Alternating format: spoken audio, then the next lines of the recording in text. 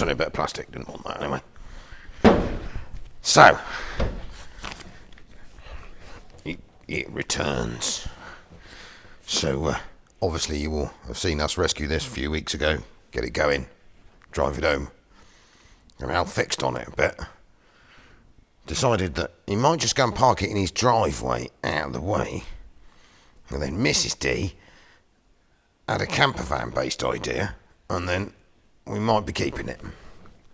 So if you watch this channel for ages, you'll know that I spent ages building a medium wheelbase, high top, like 05 314 Sprinter camper van. Cost a load of money, load of time. She's lovely. A friend of mine's borrowing it at the moment. But as me and Mrs. D found, if we was 20 and friendly, it would be great. Or more friendly. Not that we're unfriendly, but now we're sort of in our mid-40s.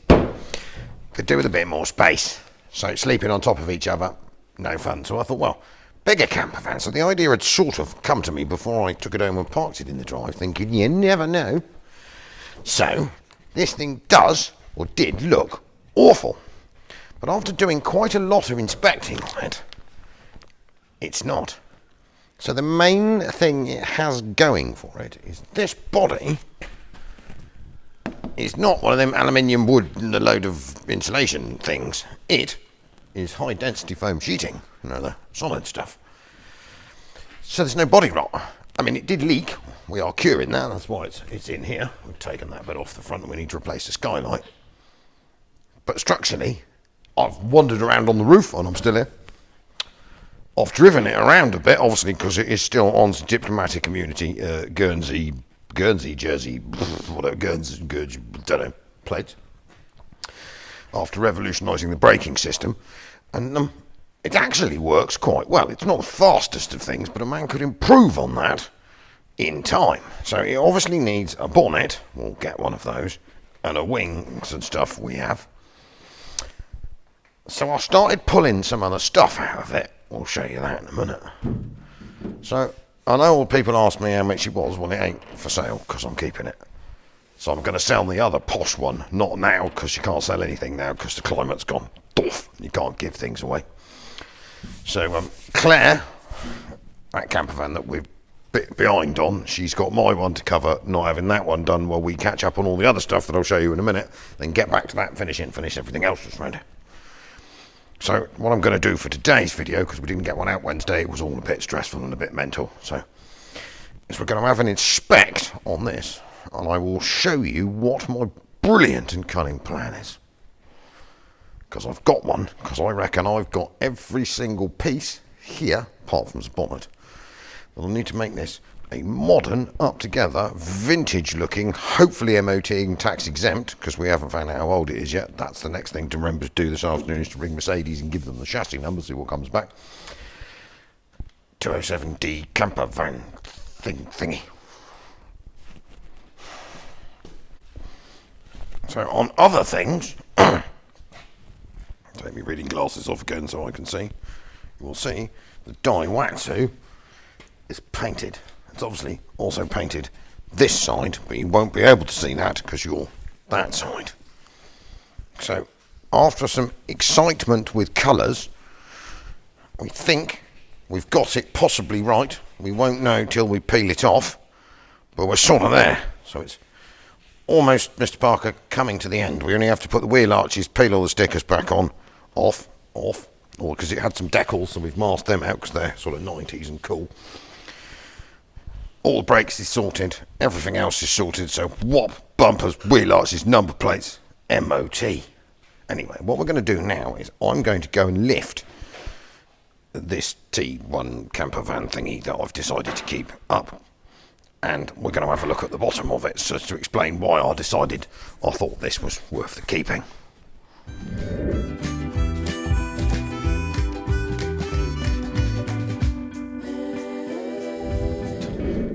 So you will obviously see, due to these brilliant new to us lifty things that we acquired, massive camper van above my head.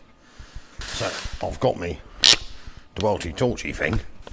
What we're going to do now is we're going to bring you in here, and then I'm going to explain to you why I have decided to save this 1970 Could be 75, 77, 79, it might be 81, 82. We'll find out 207D, whatever make a camper van is. Because it's pretty good under here. I'll show you. Right, so we start here under the back. Now, obviously, by this time in life, most of these camper vans are getting pretty rotten. Bodies are knackered.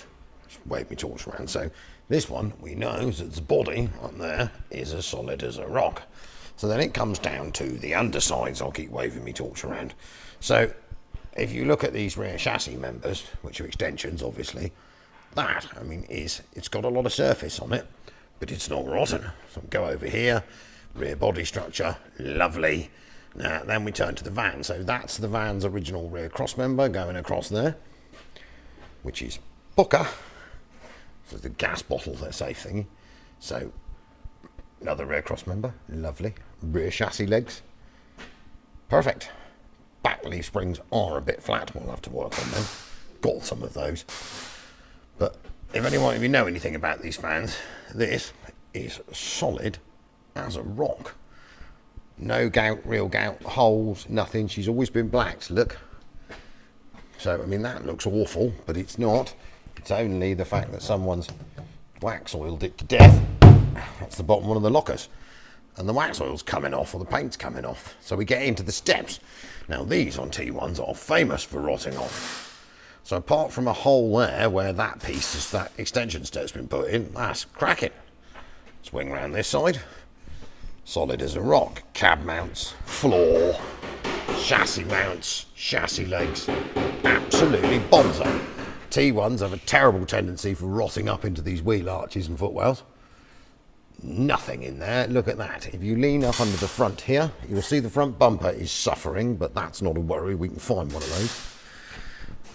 That's the wing and the wing extension. Now, if you know T1s, that bit there, if you can see it, that bit up in there, falls off for a pastime. That's there, that's good. Chassis leg is good. That bit bolts on immediately, but she's good. Now, the only bit I've found is there. See by that steering box? It's a bit gooey, isn't it? But that, I've got to take this wing off anyway, because it's got a big dent in it. Is easy fixed. Steering box mounts, lovely. But other stuff like the back plates are still on it. Brakes work. It's going to need rubber like gaiters and dust covers and stuff like that. But there's no flop or longer. There's the old 616 with a bit of an oil leak, but we can fix on that. It is really, really good. We did discover why the starter motor is occasionally a bit lazy, because that is the main engine earth, and it's not. I think it's hanging on by one strand. But so I'm viewing this. I mean, even the exhaust is pretty reasonable. Rusty. I mean, it's got little metal mud guards built up into the body at the back there. Look. I mean, the inner body structure. Pucker. Bit on gooey on that edge there. It's only a locker. Maybe a fix on that. Fuel tank's cracking. Some rear spring mounts is good. And then at the back here, we've got a big tow bar. We were like, how do you use the tow bar? Until you look up here and then realise that the back end of the vehicle, that bit, actually slides out. So, what I decided was a good idea is once I've sort of cleaned all the surface off, tended to the bits under here, front quarter, that's only a wing off, and I've got a better wing, I think, in store somewhere, is to sort of refit this. Because obviously, I mean, I have loads of time into a retro, possibly engine change slightly faster. Not that you need to be going at great speed, just that I'd like to go up hills at more than 40 miles an hour. 207D camper van that me and the missus will probably never use, but that's fine, that's part of it. And then Madam, with all this extra space, imagine the amount of crap she can bring with her. I mean, because we don't do any description of travelling like darling, do we? So, obviously, projects are a problem around here, so we've been on a bit of a project cull. So, we've assessed on the 1, 2, 3, 4, or is it 7 or 8 projects currently that we have running. Culled some of them by making I'll explain it. Like I parked out the back here a Mercedes Riot van, medium wheelbase, high top, 413. It's done like 30,000 miles. It's got some structural issues where the police sit in it with the doors open all day and the rain pouring in. But the mechanicals and everything like seats, interior is bonza. But if I fixed all the rusty bits and painted it, I don't need a medium wheelbase high top Riot van with 30,000 miles on the clock. But what I do have is a big silver Luton you will have seen years ago. We did the injectors in, cheapest one, that's done like 400,000 kilometres. That I do need, I'm going to redo. Got a big roof sleeper box on it. It was a special edition for a local removals company.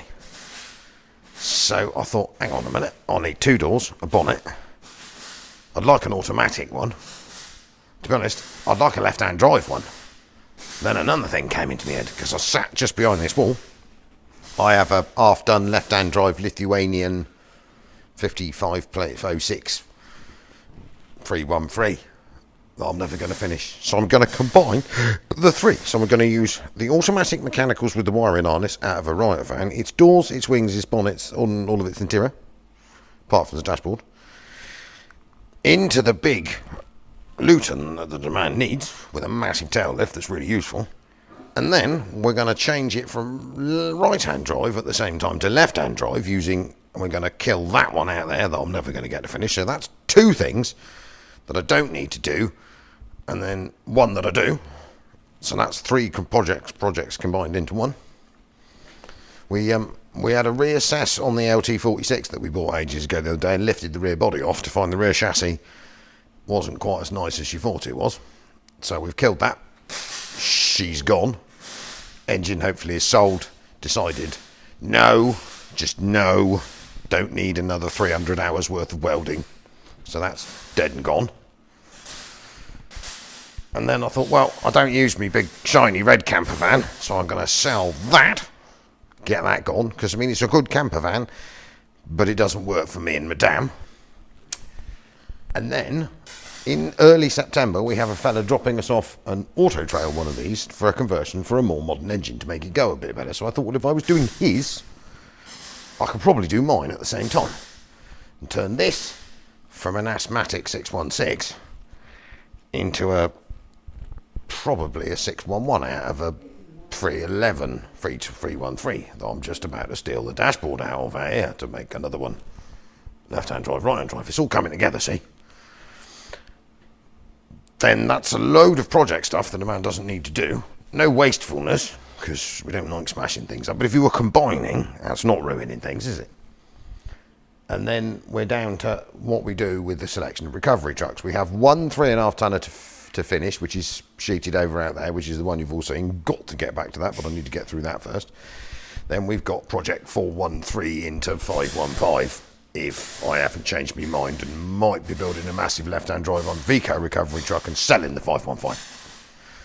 That's another day. So what we'll do now is show you the inside that I've ruined by tearing most of it out, and then the cunning plan of what I'm going to do next. So you now join me on what's left of the inside of the camper van. Because remember this a few weeks ago, I had a nasty kitchen unit there and some cupboards up here that were a bit arse because they were all rotten. These ones aren't too bad. So as it was parked in my driveway at the weekend, I've decided to rip all of that out over there, and I'm going to rip all of this out, and I've got another plan for an interior. Well, I've got an interior out of something else. It's much more modern and in quite good nick and a bit more up to date. Obviously it's a slightly different shape size to this, so, but dimensional wise, and a man knows how to use a saw, I've got a 6-berth Auto Stratus stacked on the mezzanine, dismantled. So I've got cupboards, cushions, bed things, shower, toilet, Thetford cassette, whole kitchen. I'll show you all this in a minute.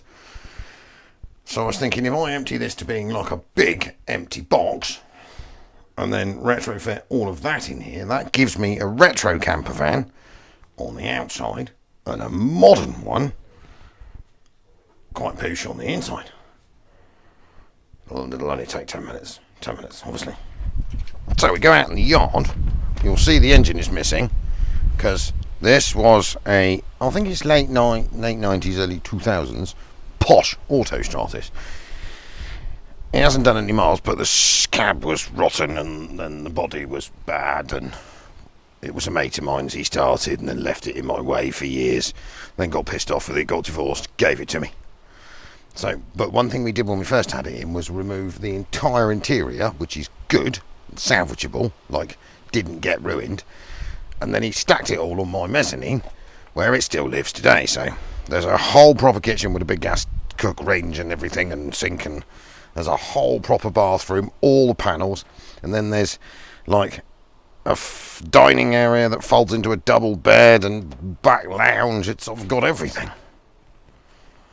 And I mean, obviously it's not in here because this leaks like a sieve, because it's actually technically got no roof on it and it's dead. But it also has, so like the windows in that camper are a bit dated. Got a ton of them. Got windows, doors, vents, heating systems, water tanks. I have everything. So I won't need to spend anything apart from some time. What I'm going to do now is I'm just going to go and show you the other thing, the project slimming, and explain that using vehicles, and then you'll know where I'm coming from. So on the project slimming, so what you find me stood by now, if you haven't seen the video, it was before everything went crazy for us, is it wasn't mine at the time, it was customers fixed it, they used it for a bit, then it came up for sale, so I bought it. There it is, for a load more money than they paid for it, and I paid to fix it. But financial decisions is something I'm not very good at, but I wanted it. So this belonged to a local removals company originally, and I think it was their like 25th anniversary special edition silver. It's a 413 on a 02, because a man does like long wheelbase trim rear wheeler like 904, which is what this is, with a factory fitted like big roof sleeper box. Useful. It's a 4.6 tonner. It's got a big body, a tailgate you can load a car on, and it's silver. And it looks quite poosh, apart from the fact that it has some issues. Bonnet is rusty. Doors are rusty. Wings are not the best. Main cab structure's alright, could do with a footwell and a wheel arch, but we do things like that. Screen panel, she's good. But as I find myself getting older, I do tend to roar across Europe a bit. By the end of the day, this knee, which I ruined years ago, and there's that one as well, the old clutchy leg thing comes and then your leg don't want to work properly. So this is a 2.2, so it's a 413, not a 416, but 416 is a lovely, apart from the fact that you use loads of fuel. So we're going to stick with a 413, which you can make go really well. It's never lacking in power. But what I want, ideally, is a left-hand drive one of these for the European stuff, make it easier. And I'd like an automatic. But this is right-hand drive, everything's over there, and manual. So what I've decided to do, we're going to need to go over here a minute, is make myself what I want, condense 3 unfinished projects into one, save myself some time, effort and money. Right, so obviously here comes first part of cunning plan. So just seen the big silver one. Now this is a left-hand drive Lithuanian registered people carrying was minibus thing that's a bit rough at the best. We were sort of going to do something with it, but I needed a drive shaft the other day and I didn't have one, so I've stolen that out of the back of it. So obviously the steering wheel is on that side, and it has a complete wiring harness, all for the left-hand drives, a left-hand drive steering rack, and all the bits a person would need to make their right-hand drive Sprinter left-hand drive. So, and also, because anyone who runs one of these wagons will know the bits are getting less and less and less and less available, that gives me another whole big pile of parts ready to sell, rather than have to spend some money to fix something that before Brexit was probably worth something and now isn't. So, and we're going to go over here to the riot van. So here we have in the Horde, this is a 30,000 mile ex-Metropolitan Police medium wheelbase 413, it's a 4-cylinder Sprintronic automatic riot van. It's not looking its best. It's not bad structurally. We haven't done too much to it, so we're not sort of chucking too much away. But I've been hoarding it for a long time, so it has minty doors, minty wings, minty bonnet. The seats are like new. The engine is beautiful. It's done 29,800 miles. Sprintronic automatic, all the electronics to run it. Brakes, hubs, everything, steering. Well, I won't need a steering rack, so I'll have a left-hand drive one, but all the stuff in the front has done no miles. The back axle is mint, it's done 29,000 miles. It also has to, it's already had, because I've replaced the side, we were turning it back into a van, because I didn't want it with windows on the side. So it's got a mint set of pie top back doors, they're worth a small fortune, and this side loading door, which I found for it, because I sold the one with the window in it, and then got this one, is mint. And they're worth a small fortune. And then it gives me a load more parts. I know it's a bit of a shame to kill it, but I don't need it, and it's not really worth anything as it sits without being finished. And if I finish it and spend a load of money, I don't need it, and it's probably not worth what I'm going to spend on it. If that makes any sense.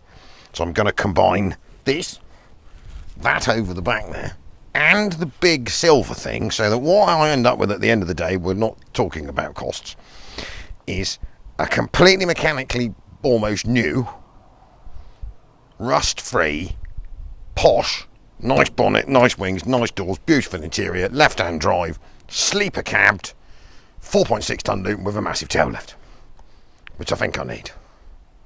That makes loads of sense, doesn't it? Makes loads of sense to me. Why wouldn't you do that? Be perfectly sensible. Perfectly sensible. And then we obviously come to this.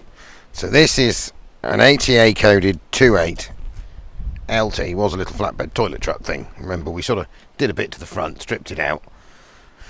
Well, I decided the other day I was going to take the body off of it, stick a crane and a tipper on it, which I had. And then, so I just zoomed through. I mean, I know it looks awful here, but you couldn't really see. So we whipped the body off of it, and this chassis is full of massive structural cracks everywhere. Once you sort of scraped it off, there's two there, they're quite common, there's two over there. It's a bit worse than a man would like it to be, so he decided not to be stupid. Parts, we're running out of parts. It would cost more to make it lovely. I mean, there's a big hole in it there, that was the final, but it's got some really good bits on it. The cab's actually quite good. I've just thrown it outside because it doesn't matter anymore.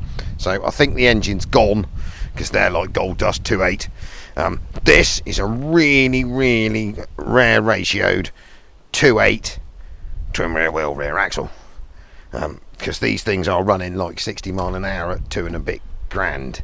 So, and it's all done here. So this thing's like gold dust. So we're gonna consider hoarding that for a while, or if someone offers me enough money, I might part with it.